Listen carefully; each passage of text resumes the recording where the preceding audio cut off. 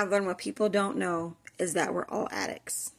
We're all addicted to something. We have all given up ourselves over to someone or something that we are using to fill a void, to meet a need, to get a feeling, a reaction, a rise, a joy, a happiness, a goal.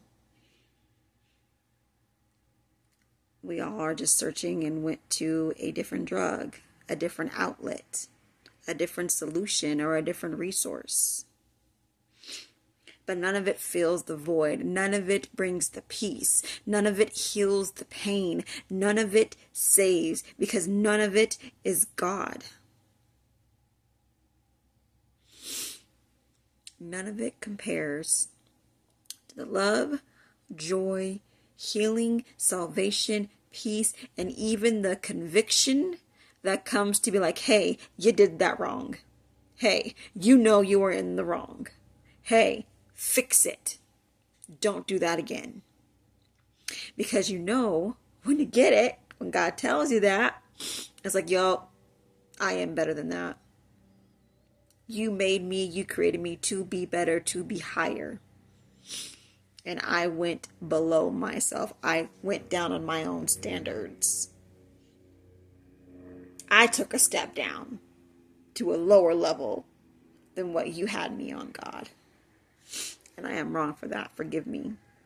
Help me to see and why. Help me to uproot what was in me. If it was jealousy, if it was envy, it was lack of self-confidence or self-esteem. Whatever what is in me, uproot it. Let me see it. Put it in my face. Let me mirror it. Let me see it. Let me speak to it. Let me learn from it. Let me heal from it so it don't happen again. Because trust. Once you start saying that I am, I do, and that you make a promise, a commitment, whether out loud in your thoughts or underneath your breath where you think nobody hears you, God will bring that back around in your life to test you, to see if you really meant what you said and said what you meant. My word is bond. I love that saying.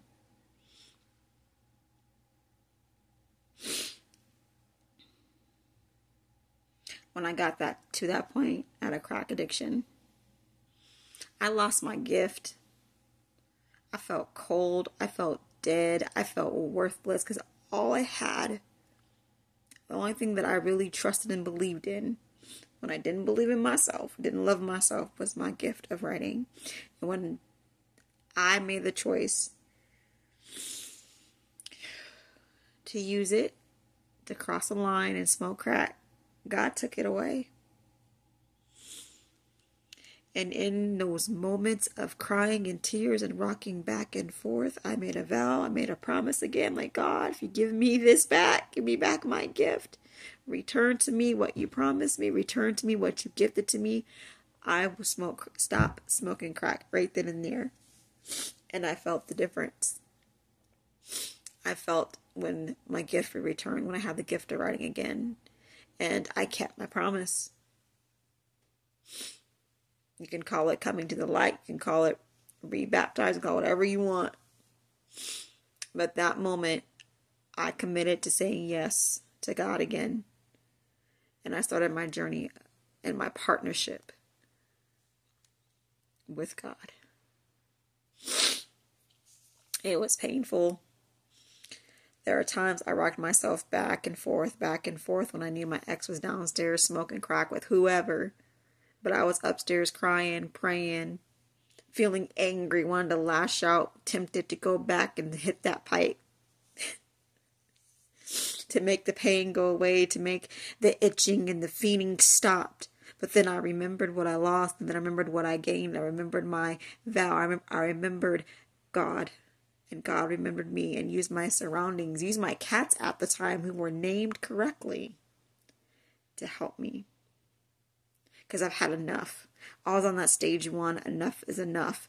And I remembered I've had enough. And I used that stage one to get me through the chapters of that stages that I wrote in my book. There's chapters. To overcome and get through and finally get to a point where I was finally free. from the wanting, from the taste, from the thought of smoking crack.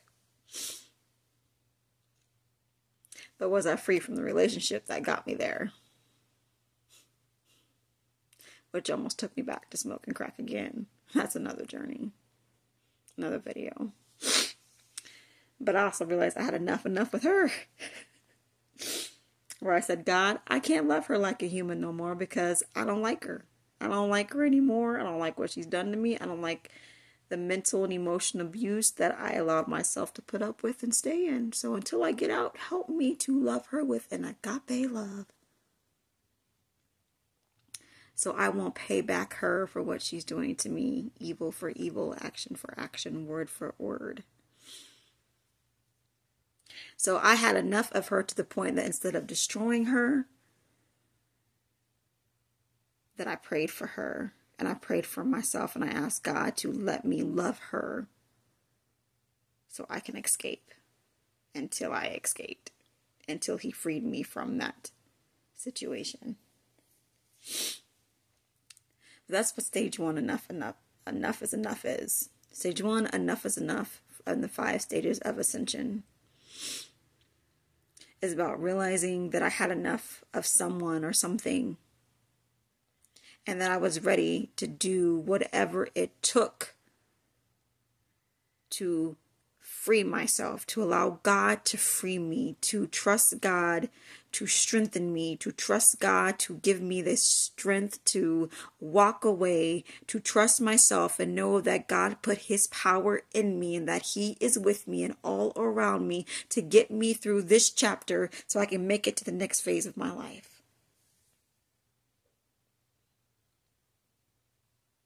Because I had enough is enough, and I refused to go back again.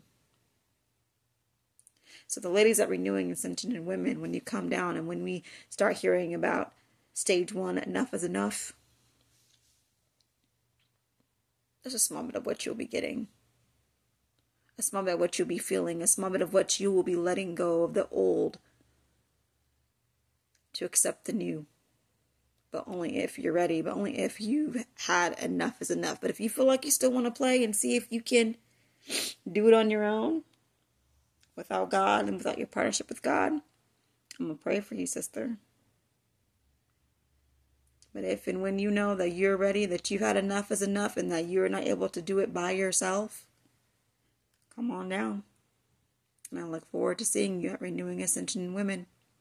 That's on September 22nd. However, if you don't want to wait till then, I am open to personal one-on-one conversations. They're called Personal Ascension Conversations. I'm going to pack you up.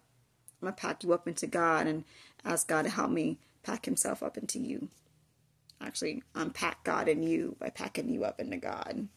Come get packed up, get packed up, get packed up. Go ahead and book your meeting for that.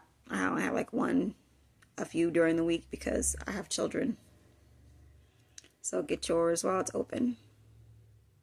Until next time, remember there's peace in the blood, and there's peace in the life, and there's peace in salvation, and joy and healing, and a partnership with God. Until next time. Peace.